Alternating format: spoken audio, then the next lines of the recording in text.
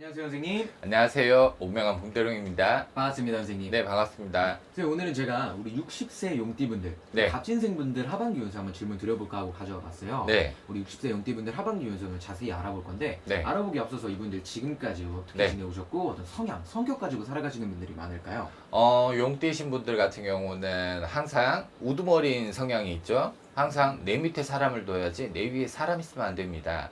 그러다 보니까 용띠이신 분들 같은 경우는 통털어서 통계를 봤을 때는 항상 자기가 위지 자기 밑에는 사람이 없더라고요.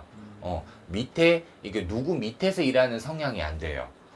그러다 보니까 용띠이신 분들 같은 경우는 항상 오너가 된다거나 아니면은 조금 고위직에 있다거나 아니면은 항상 사장이거나 그런 분들이 좀 많은 편이에요. 항상 자기가 우두머리여야 되고 자기가 항상 늘 높은 곳에서 이게 돌아다니면서 움직여야지 자기가 어느 누구 밑에 있는 성향은 절대 안 됩니다. 그러다 보니까 항상 우두머리의 성향을 가지고 있다가 보니까 조금 항상 뭐를 하는 데 있어서도 과감한 성향을 좀 많이 가지고 있고 항상 우두머리의 성향이 있다 보니까 뭐를 생각을 하더라도 남들보다 조금 앞서 나가는 성향들이 좀 많죠.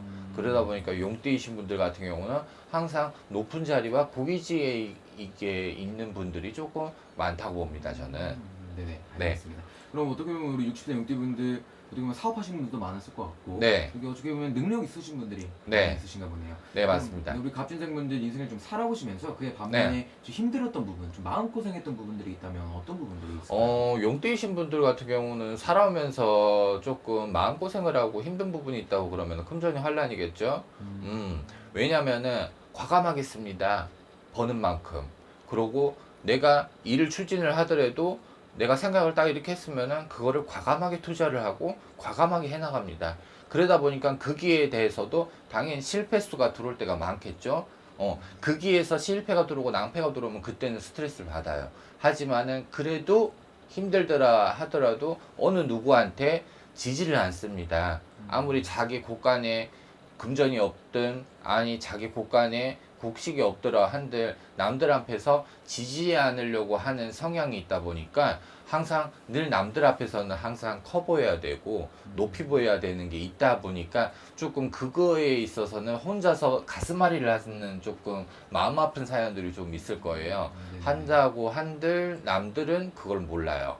그렇기 때문에 조금 남들은 항상 봤을 땐 저 사람은 항상 세다. 항상 저 사람은 뭐를 해나가도 조금 강하다 라고 그런 이미지가 항상 높이 보이다 보니까 항상 그 사람의 속마음이라는 거를 항상 남들은 못 알아줄 때가 있을 거예요. 그러다 보니까 그거에 있어서 조금 힘든 부분들은 있을 거예요.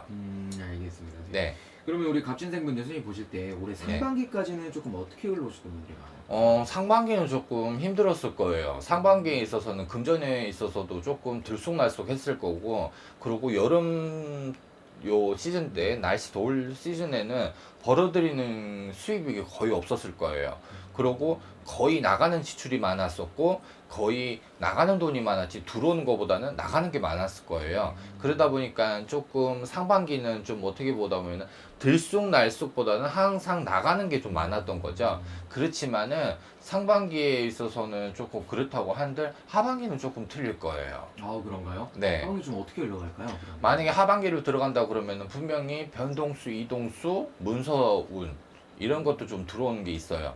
60세 갑진생인 분들 같은 경우는 하반기에 들어서서는 변동도 들어오고요. 이동수도 들어옵니다. 이동수라는 거는 내가 살고 있는 집, 내가 살고 있는 집이 이사를 간다거나 아니면은 내가 하고 있는 사업에 있어서도 이사를 해가지고 아니면은 지금 있는 것보다 확장을 해서 사업을 한다거나 라는 변동수, 이동수가 들어와요.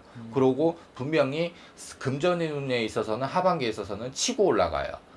치고 올라가는 게 있다 보니까 내가 사놨던 땅이 있다거나 내가 사놨던 부동산이 있었으면은 그거를 만약에 판다라고 내놨을 때는 분명히 하반기에 있어서는 상반기에는 예를 들어서 이 금액이었는데 하반기에서는 이만큼 더 올랐네 라고 할 수 있어요. 그러다 보니까 하반기에는 조금 내가 알게 모르게 자꾸 금전운들이 조금 치솟고 올라가는 형국이에요. 이렇게 올라가면서 분명히 또 새로 잡는 문서운이 있다라고 얘기를 해주거든요. 60세인 분들 같은 경우는 문서운이 들어와요. 땅 문서가 됐든 집 문서가 됐든 자꾸 문서운이 들어와요. 그러니까 새로운 문서를 조금 잡을 수가 있겠죠. 그러니까 내가 기존에 갖고 있던 게 있었으면은 요거를 정리를 하면서 2개의 문서를 가질 수도 있는 거고 3개의 문서를 가질 수도 있는 거예요. 그러다 보니까 문서운이 자꾸 올라가고 사업하신 분들 같은 경우는 지금 있는 자리에서 만약에 조금 자리를 옮겨야 될 부분들이 있으면은 옮겨보면은 분명히 또 거기에서 사업이 괜찮아져서 조금 또 금전을 벌어들인다는 소식이 있을 거예요. 알겠습니다. 네. 그럼 우리 갑진생분들 그럼 하반기 얘기를 들어보니까 계속 좋은 이야기밖에 네. 안 들리는 것 같네요. 삼재이긴 하죠. 네. 용띠이신 분들 삼재라고 하는데 삼재 같지 않아요. 삼재 같지도 않고 내년에 이제 나가는 삼재입니다. 24년도 나가는 삼재의 본인 해이에요.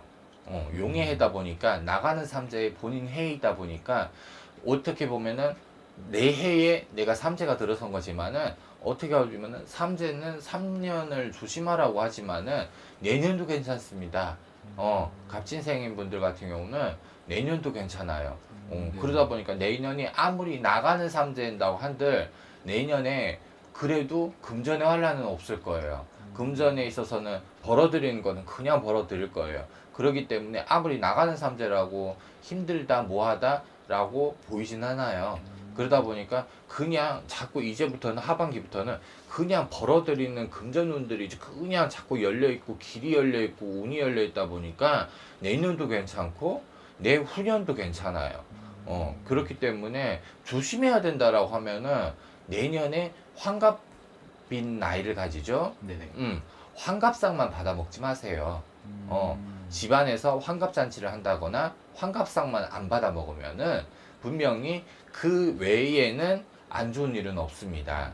그러다 보니까 환갑상을 만약에 받거나 환갑잔치를 벌린다고 그러면은 요즘에는 뭐 환갑잔치는 안 하겠지만 명의 길다 보니까 환갑잔치는 잘 안 하지만은 그래도 뭐 자녀를 가진 분들 같은 경우는 자녀들이 뭐 여행을 보내준다거나 아니면은 뭐 그래도 생일잔치를 한다라거나 할 수 있어요. 하지만은 생일 다음날 하세요.